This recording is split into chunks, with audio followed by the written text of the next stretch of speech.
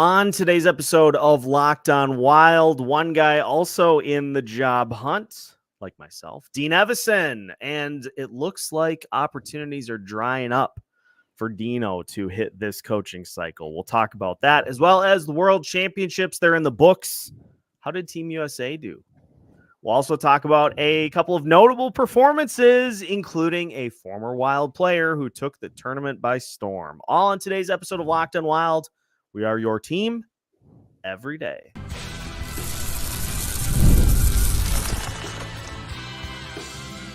You're Locked On Wild, your daily podcast on the Minnesota Wild, part of the Locked On Podcast Network, your team every day. What's up? Welcome into another episode of Locked On Wild. We are your team every day, part of the Locked On Podcast Network. We thank you for making Locked On Wild your first listen each and every day. Make sure you subscribe either on YouTube if you enjoy watching the show, or on your favorite podcast platforms if you listen on your phone, in the car, or on the go. We've got you covered no matter how you take in Locked On Wild. Today's episode is brought to you by Game Time. Download the Game Time app, create an account, and use code LOCKEDONNHL for $20 off your first purchase. Terms apply. On today's episode of Locked On Wild, we'll talk about a rapidly closing head coach portal that has not included Dean Evason as of yet. We'll talk about why that may be the case, as well as wrapping up the World Championships. Team USA, head to the principal's office, please. We'll talk about some notable Wild performances, as well as a former Minnesota Wild player who took home tournament MVP. My name is Seth Topal, host of Locked On Wild, your daily Minnesota Wild insider. So glad to be with you here on a Tuesday edition of the show.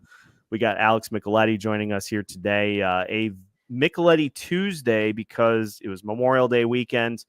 And so, Alex, we are glad to be back after a nice, relaxing Memorial Day weekend. Although, if you're Dean Evason, probably not so much because, Alex, 2 more positions have been filled.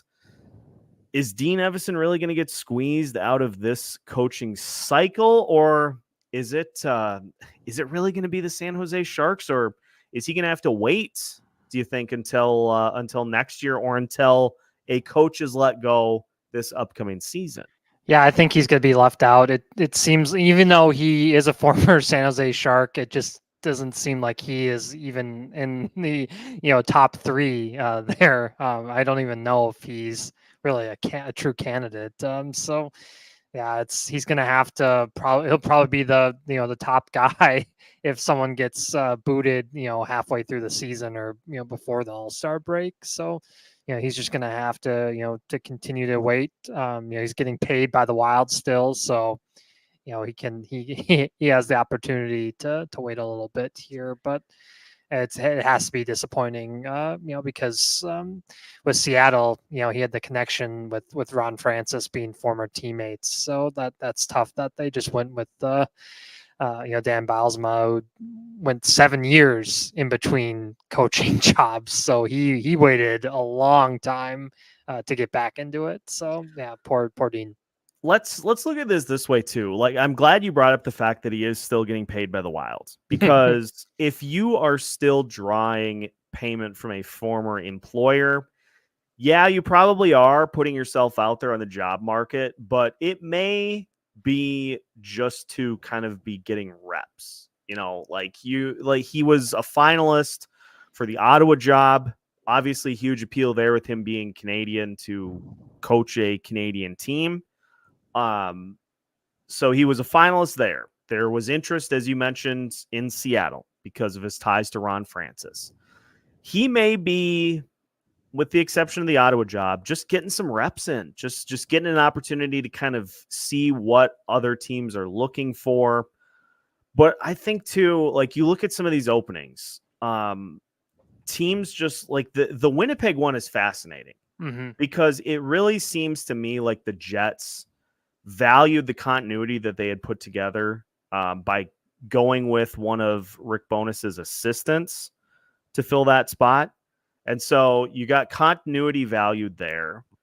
But we see a trend in the NHL that teams are relying more and more on speed and skill and this grinded out style, like physical grinded out play. Like you can count, I think, on one hand now the number of teams that are trying to buck the trend. And so there just are fewer opportunities that are open for kind of that old school approach to hockey. More and more teams are trying to get with the times. And I think that is part of the reason too, that Dean just hasn't found a new home as of yet.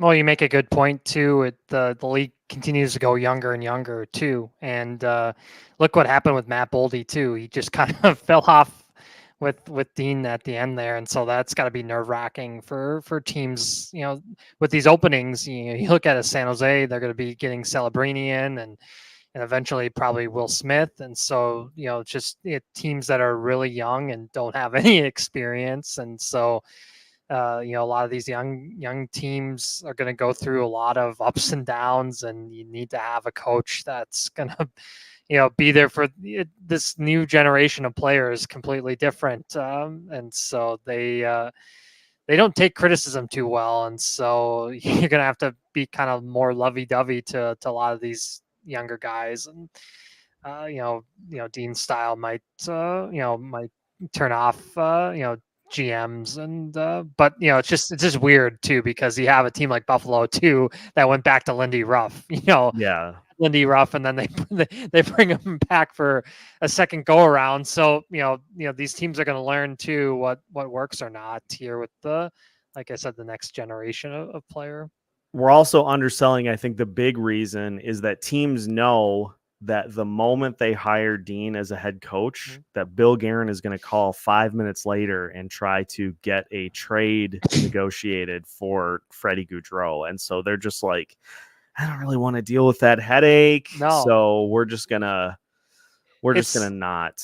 It's so funny with this league too, that, if you can find a coach or if you can find a GM, wherever they land, or wherever they continue on their journey, they try to bring in, people that they've had experience in the past with, positive or negative. If you just have that relationship, you can stay in this league. It's like the NFL. If you're if you become a backup quarterback, you can, prolong your career for, 5-10 more years. And so it's, people are always, saying that, Mike Sullivan is going to be the next, head coach with the Wild if it doesn't work here with John Hines. So it's just, it's musical chairs at this point with this league. Yeah, 100%. Unless you can find a way to finagle what Mike Yeo has done over his coaching career.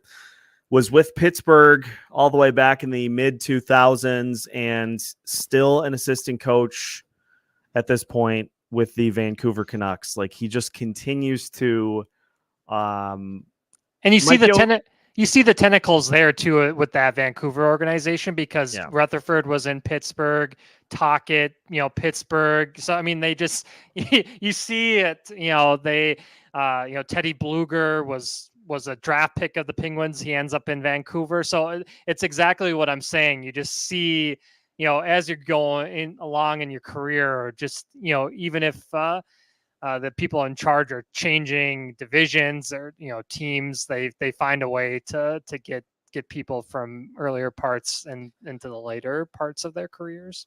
The year is 2352. Mike Yeo is still standing on the remnants of the bench in Vancouver, looking sternly out on what was left of the ice. He's got another probably 15 years in him from a coaching perspective. And he is going to spend a majority of that at the NHL level. Like, no doubt about it. Yeah. he has like an Andy Reid level tree of the coaches that he has ties to. And so, probably won't find his way back here, but there's probably 6 other teams in the league that he could find a way to be an assistant coach with. Just 9 lives The 9 Lives of Mike Yeo. Somebody write a book about that. The pressure to win in this league is at an all-time high, and it just, these coaches, unless you're John Cooper, you're getting fired relatively pretty easy, and no matter how you do. And so it's just the way these GMs are trigger happy, and same thing with the owners. If they aren't making a ton of money, then then the pressure falls right on the coach right away, no matter what. A 3 or a 4 year window, and then a GM of another team says, "I think what he did could work here," right? And it oftentimes look at Sheldon Keefe. He failed miserably in Toronto, and New Jersey's like, "Hey, let's continue the mediocrity here." Yep. Even though you have a Jack Hughes, a generational player, it's just it's kind of mind-boggling. We would love to get to the postseason like 12 out of 13 years and not make it out of the first round. Right. It's then again, and then get rewarded. What did we do? Right. Yeah. It's just mind-boggling, some of the decision making that these GMs and then the owners are like, sure, let's do it, and then have to pay multiple head coaches just that aren't on a part of the organization. It's crazy. Yeah, good luck to Dean. We'll see which job search takes longer, his or mine. We'll see how it plays out. But at this point, we're in a dead heat. So best of luck, Dino. We'll see how it plays out. The World Championships are done, and Team USA did not win. Shocker. Spoiler alert. We'll talk about some of the notable performances though, because more than a few Minnesota Wild players did well, including one that just infuriates me. So we'll talk about that as we continue today's episode of Locked on Wild after this. Today's episode of Locked on Wild is brought to you by Game Time. Ladies and gentlemen, the NBA Finals are fast approaching. And how would you like to be able to go to one of the games, whether it be the Minnesota Timberwolves playing or probably the Dallas Mavericks?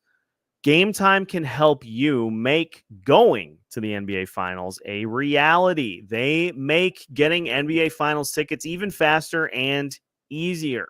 Prices on the Game Time app usually go down. Yes, you heard me right. Usually go down the closer it gets to tip-off. With killer last-minute deals, plus all-in prices, views from your seat, and their lowest price guarantee, yes, if you find tickets that are cheaper than Game Time will credit you 110% of the difference. All of those are the reason that Game Time is the choice to take all of the guesswork out of buying NBA tickets. So take all the guesswork out of your ticket buying experience, especially for the NBA Finals with Game Time. Download the Game Time app, create an account, and use code LOCKEDONNHL for $20 off your first purchase. Terms apply. Again, create an account and redeem code LOCKEDONNHL for $20 off your first purchase. Download Game Time today. Last minute tickets, lowest price, guaranteed. Welcome back to today's episode of Locked on Wild. We thank you for joining us here each and every day and making us your first listen each and every day. As we mentioned, tomorrow's episode will be Marco Rossi's report card. So head to YouTube, head to Twitter to vote for what you think Marco Rossi's letter grade should be for the 2023-2024 season. And don't be one of the one or two people that say D or an F. There's always one or two. I saw that with the Eck poll. I was like, what are we doing here? So it's bots or something. But yeah, so that's on tomorrow's episode. Of course, we got more draft profiles coming up for you too. We'll do a mock draft here soon, so we can kind of get a sense to simulate what's going to be there for the Minnesota Wild at 13. So that's coming up. Plus, later this week, Isha and I are continuing on the Drafts Revisited. And we're not going to do the, oh my gosh, they missed on these picks. How could you miss on these picks? We're going to go to the drafts where they actually got good players and see if that was truly the best outcome for those drafts. So that's coming up later this week as well. But Alex, the World Championship, the 2024 IIHF World Championships are over, and Team USA did not win. Team USA did not place. And so, as is my just general feeling about these tournaments, is like if Team USA isn't placing, that's a disappointing end to this. And you look at the talent that the US roster had, you should at least get a medal. Like 50 plus years of not even getting a gold. That's it's embarrassing. And this is such a goofy tournament too, because you can just add guys whenever it's a long tournament. So like, David Pastrnak ended up with, he helped, the Czechs get get the gold medal. It's, it's crazy. The downfall of Team USA is the goaltending, and it just, you can't just let in so many goals. It comes back to just haunt you. It's a shame we didn't see that coming. Right. When we previewed the tournament all the way back at the beginning, and you look at the leaders in terms of goalie performance throughout the tournament, and there's not a single U.S. goaltender in the top 17 in the tournament. You can't have that. No, it's flat out embarrassing, and this. Whoever's putting the teams together, it's a wake up call. And look, you picked a head coach that hasn't won a playoff series, so that was eye opening. Who did put the team together? Right. Uh oh. So that gives, for those that are like, wait, why is there a joke here? Bill Guerin put the team together. John Hines coached them, and they did not place. I wanted to shout out some of the elite performances, especially Philip Gustafsson. Like, it was a rocky season for Gustafsson, up and down. He performed in his entire tournament experience. He performed to the tune of a 2.13 goals against average and a 90.3 save percentage, which is that was the 7th best amongst all the goalies in this tournament. Not to be outdone by Samuel Levi of the Minnesota Wild organization. And he's almost more impressive just because look at who he had to play against. Yeah, Sweden has Victor Hedman, Erik Karlsson, Jonas Brodin. I mean, just like I've mentioned in previous episodes. I mean, Sweden's decor is just flat out. It's insane how talented Sweden produces defensemen. Okay, now I want to see what the goalie numbers are actually for Team USA. So I'm going to make myself real sad here. And Alex Lyon got hurt, so you fly Lindgren over. Stats. This is not going to give me what I was looking for. Why? Just give me what I'm okay, statistics here. So your performance, interesting. So the overall peripheral numbers, although Alex Nedeljkovic rocking a 87.5 save percentage. It is. The overall numbers, they're not terrible, but I mean, they're also not what I would call elite. But sure. We're missing the big point here, which should be that Matt Boldy led the entire tournament in points. Right. The entire tournament in points. And he had the 6-point game. He finished with 8 assists, 6 total goals, 14 total points, more than Brady Tkachuk, more than a guy that we'll talk about here in a second, that was tournament MVP. And so how excited should we be about Matt Boldy's performance in this tournament, kind of setting up? This is something I've talked about pretty much every time we've mentioned this tournament. How excited should we be about Matt Boldy's performance setting up the rest of his offseason going into next year? Yeah, he should feel fantastic. I mean, he was playing on the top line, getting top line minutes there, and top line, power play. This should be just fantastic to get after a tough ending with the Wild. So regular season, and so yeah, I think he's got to be pumped about his game and just staying in great shape and getting out of there with no injuries, because that's something you always worry about too. And so he was fantastic chemistry with Brock Nelson, who everybody would love for him to come home and be with the Wild at some point. Wouldn't that be great? To get a top 6 center here. We'll see if that ever happens. But those two together were just dynamite. So yeah, this is and for the rest of the guys too that were over there in the Wild organization, this thing is heavily scouted because it's really good hockey.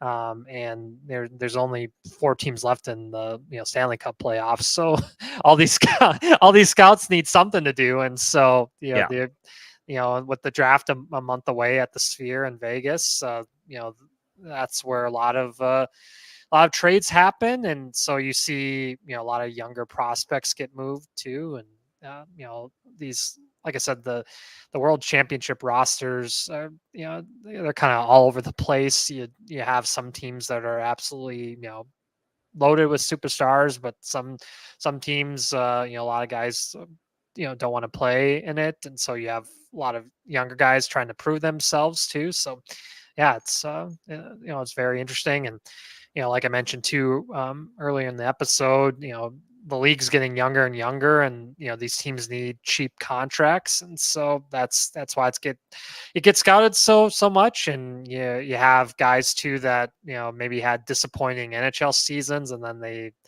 shine in this. I can't imagine who you're possibly talking about there from a Wild perspective. Yes, yeah, it's the guy who ended up 4th. He ended up tied for 4th in points in the entire tournament, Mr. Marcus Johansson. Yeah, after you nailed it. And who happens to be in a contract year.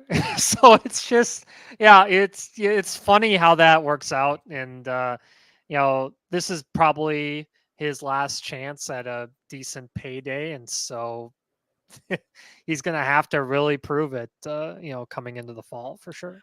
I just hope that somebody else ends up offering something for him at the deadline and then parlays that into an extension after signing him, because sweet mercy, we've already done this once. I don't need to go down that road again. Washington, they saw the wheels were falling off. Yeah, so they got out at a good time. I don't know if Marcus can trick Bill into an extension, because I don't think Wild fans would lose their minds if that happens. No matter how he plays. Yeah, exactly. I'm Wild fans. We don't need the cardio to continue for multiple years. No, I need my own level of cardio. I don't need to see it out on the ice. So we're gonna just will that to not happen. But congratulations to Matt Boldy on a great tournament. Congratulations to all the other Wild players that had equally successful tournaments. Spacek got a gold medal too. Yes. Iowa Wild baby. So congrats to David Spacek. And the former Minnesota Wild forward ended up as tournament MVP, including somehow racking up 27 penalty minutes in 8 games. It's goofy that the MVP is the loser. Yeah. I mean, well, not he didn't get a gold, but still, you would think somebody on the winning team would get the MVP. But this is why this tournament can be goofy. let's talk a little bit about Kevin Fiala to finish out the episode. He was tournament MVP for the World Championships, and we'll take a little bit of a look at how Fiala's done since he moved his talents to Los Angeles. That is on the way as we finish today's episode of Locked On Wilds after this.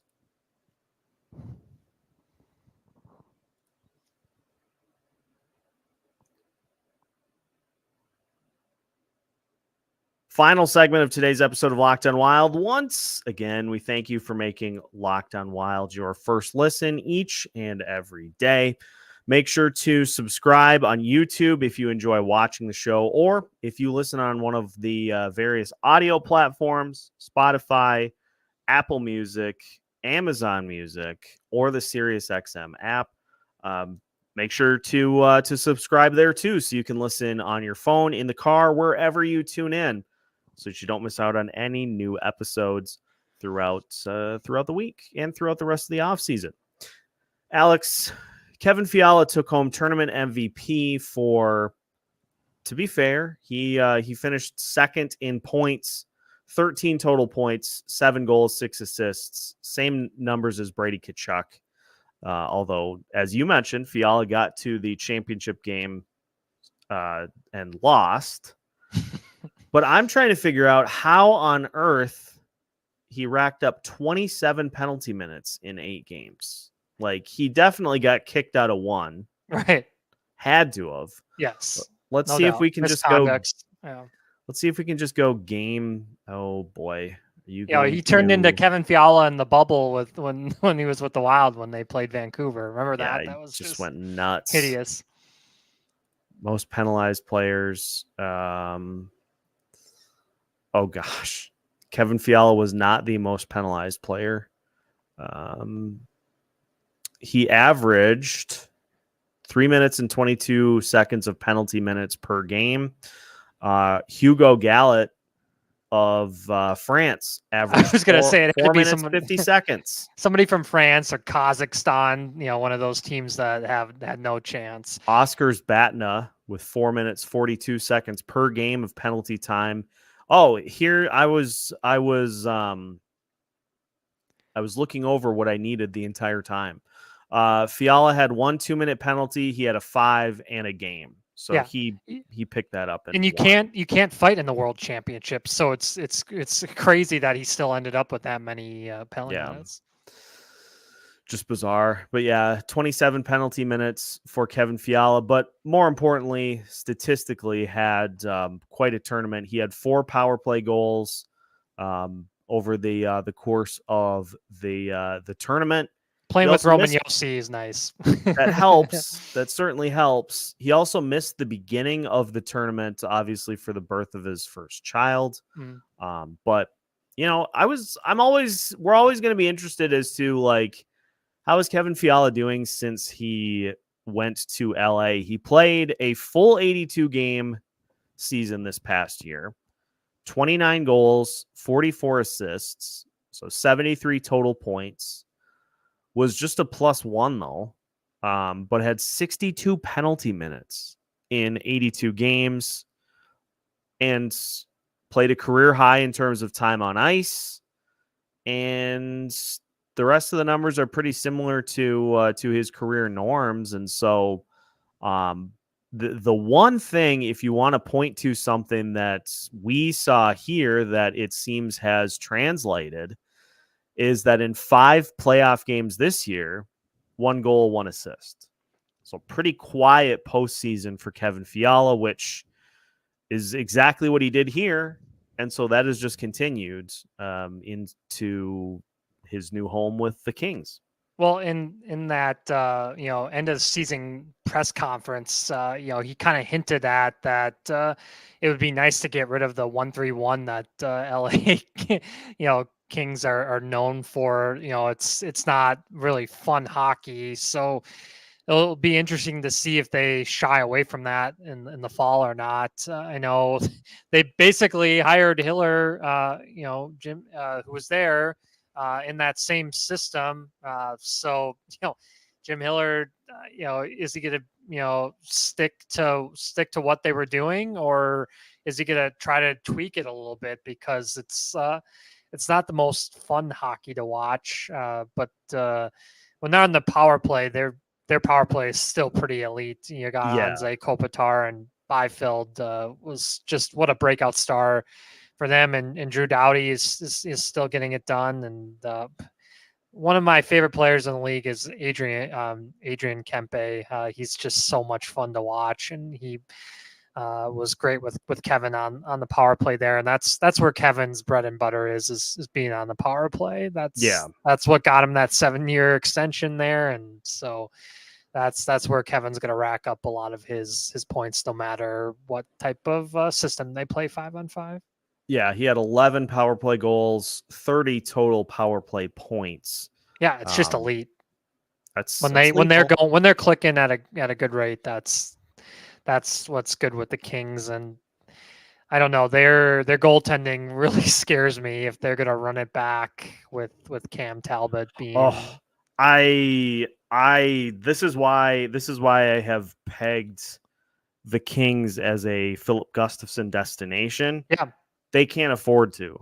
They can't afford to go into next season with another year of Cam Talbot, Phoenix Copley, and David Riddick. It's hideous that they have no young guy behind those guys. So it's that's definitely a team with the offensive firepower. They can't just have that as their goaltending, because it's going to cause big issues, because Talbot's getting up there in age, and he's not aging gracefully. That's for sure. And Copley's coming off a torn ACL, and that's never good for goalies, for sure.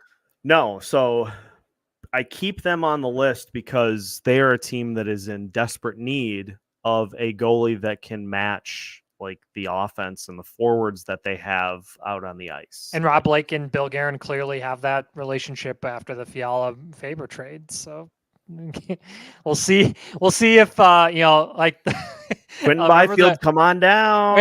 Remember the Kyle Dubas meme where he's got multiple phones at the draft? If we see Bill Guerin doing that, look out. That's one of my favorite memes ever. It's gonna be the Michael Malone yelling at the ref, Guerin being restrained because he wants to try to pull another trade with Rob Blake, and Blake's not even answering the phone. Phenomenal. The fact, I love that this draft is going to be in the Sphere too. So it's just I don't know where they're going to put all the GMs in that thing, but I'm sure they'll open up more space there. But it's going to be. It's going to be interesting that it's in Vegas too. Just one of the GMs is going to come in from a harness from the top of the Sphere. Somebody's gonna swing in and be like, all right, we're open for business. Gary Bettman would never do that, but no. And is Bill Guerin going to shout out, a famous, casino or a restaurant? Thank you for having me in. Okay, we've got 60 seconds for this. This is actually a great question, and this is something that I'm going to leave the listeners with. So Bill Guerin, obviously at the draft in Nashville, mentions Tootsie's by name as his spot, the spot to go in Nashville. So what do we think the Las Vegas equivalent is for Bill Guerin when at the draft in Vegas? Is he a Caesar's Palace guy? Is he a Luxor? Is he MGM? Is where is Bill Guerin spending his off time while at Vegas for the draft? I cannot wait to see the comments. Please comment below. Leave it in the comments. We're going to lead off Wednesday's episode with the best response. So that's your challenge here for the rest of the day. And that will take us to the end of today's episode of Locked on Wild. Once again, appreciate everybody who takes the time to tune in on a daily basis, whether you listen on the go, whether you watch on your TV from the YouTube app or from whichever app you tune into us from. There are a lot of ways to find Locked on Wild. We appreciate you taking the time to make Locked on Wild part of your daily viewing routine. So hit the like button, subscribe, leave us a 5-star review to help get circulation out there to other Wild fans. And just keep with Locked On Wild. We'll guide you through the rest of the offseason here each and every day with new episodes every Monday through Friday as part of the Locked On Podcast Network.